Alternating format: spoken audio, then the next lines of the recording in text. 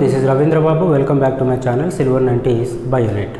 In this video we are going to talk about the next concept under molecular basis of inheritance is DNA versus RNA or properties of a genetic material.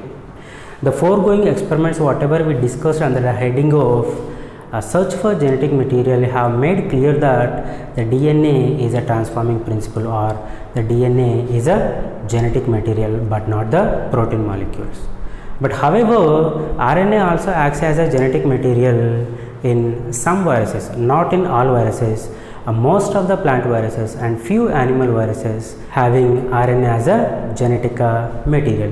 Say suppose for example, the plant viruses having RNA as a genetic material.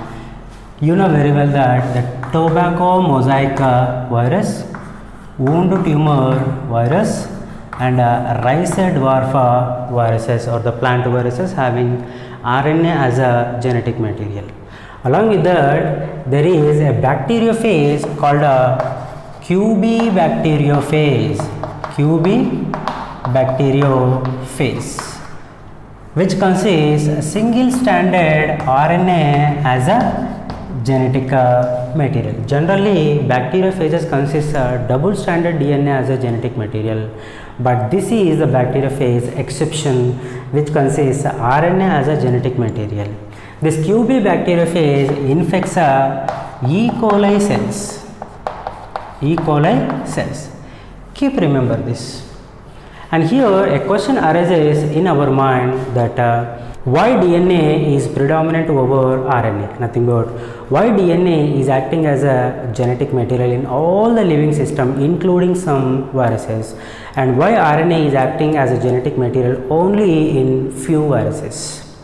The answer for this question is any molecule, if it has to act as a perfect stable genetic material, it must fulfill some characteristic features.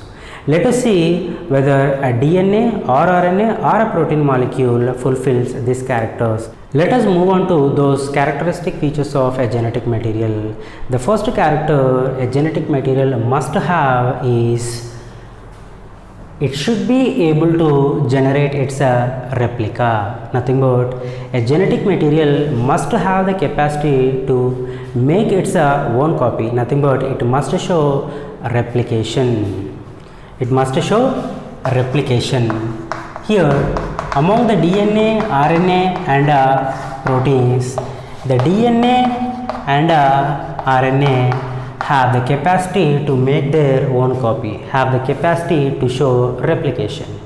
Say, DNA by undergoing a process called replication, it can make its own copy. It can form another copy of DNA directly.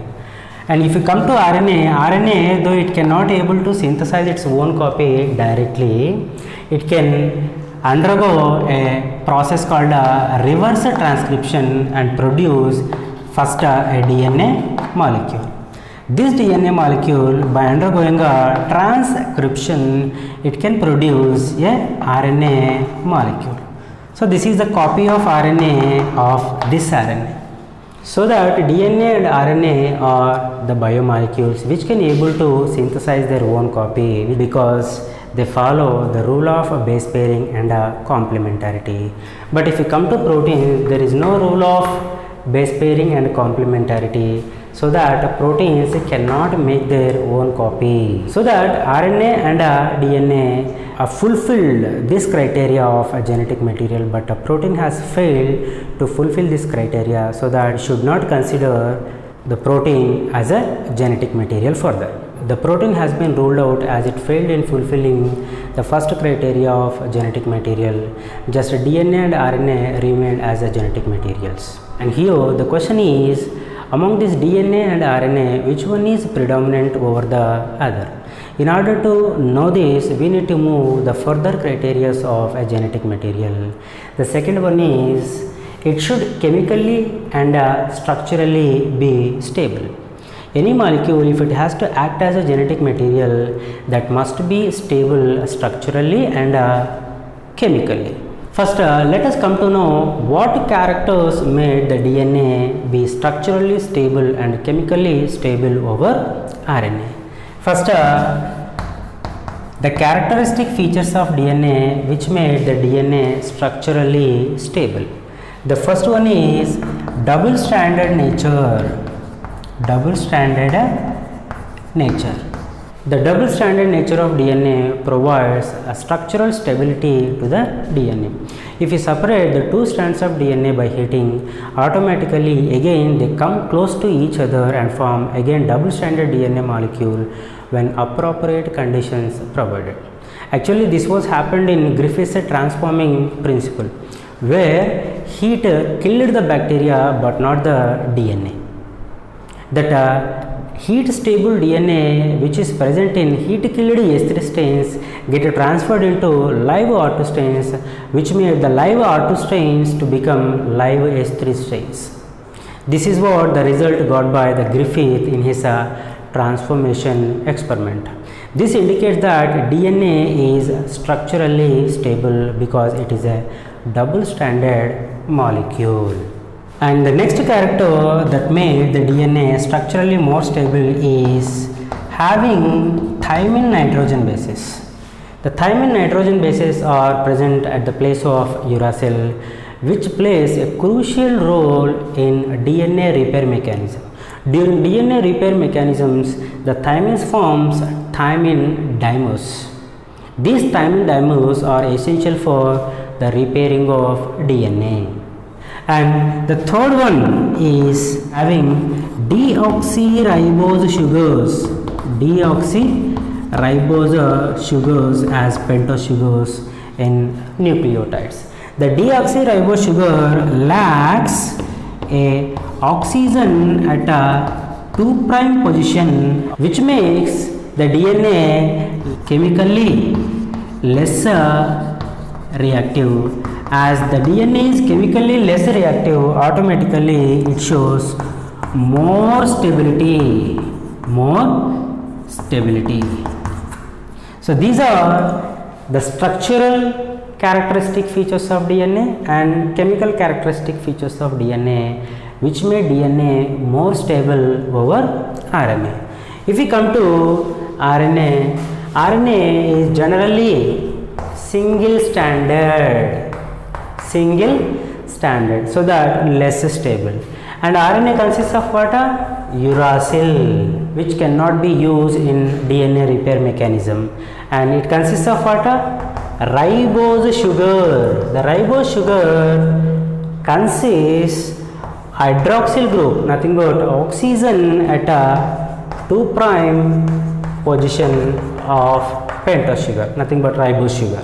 Okay, which makes RNA chemically more reactive. As they are more reactive chemically, automatically they will be more unstable or less stable. So second characteristic feature of a genetic material was fulfilled by DNA, not the RNA. So that DNA is a predominant genetic material over RNA. The third criteria for any molecule to act as a perfect genetic material, that is, it should provide a scope for slow mutations or slow changes which are required for evolution. Here, if we come to a DNA molecule, as just I told that DNA is chemically less reactive. As this is chemically less reactive, automatically it is more stable, right? More stable. As this molecule is more stable in nature, automatically it shows slow rate of mutations.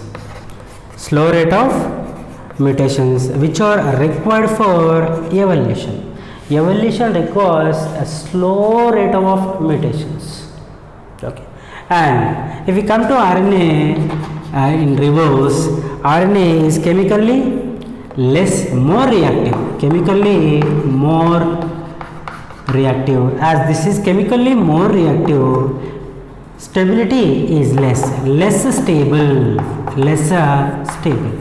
As this molecule is less unstable, automatically it shows a fast rate of mutations, which doesn't require for evolution. Evolution requires a slow changes in characters. This slow changes in characters due to slow rate of mutations in genetic material. So that a virus is having RNA as a genetic material shows a fast rate of mutations and a short lifespans.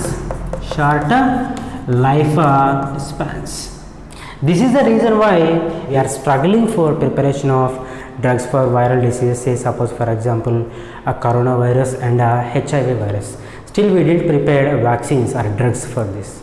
The reason is the RNA molecule is a genetic material in these viruses which shows a faster rate of mutation. So if we prepare a drug based on a genetic sequence of a virus, in a short period of time the genetic sequence of a virus on which we prepare a drug may undergo some changes, so that whatever the drug we prepared earlier, it may not work in the future. Let us come to the last and fourth criteria for a molecule to be act as a genetic material, that is, it should be able to express in the form of Mendelian characters or Mendelian factors. The chromosomes whichever present in the nucleus of living organisms are actually made up of DNA. In a diploid organism, chromosomes are in pairs, you know very well.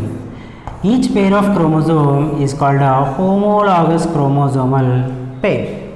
This homologous chromosomal pair consists of genes.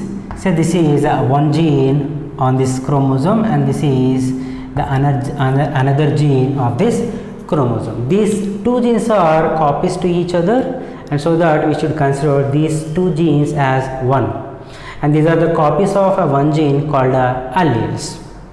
At the time of gametogenesis or meiosis, during sexual reproduction, one chromosome of this pair enters into one gamete and another chromosome having this factor or this gene enters into another gamete. This is what we call law of segregation in the case of one character and a law of independent assortment in the case of two characters. So DNA, as it is a constituent of chromosomes, it is acting like Mendelian factors or Mendelian characters.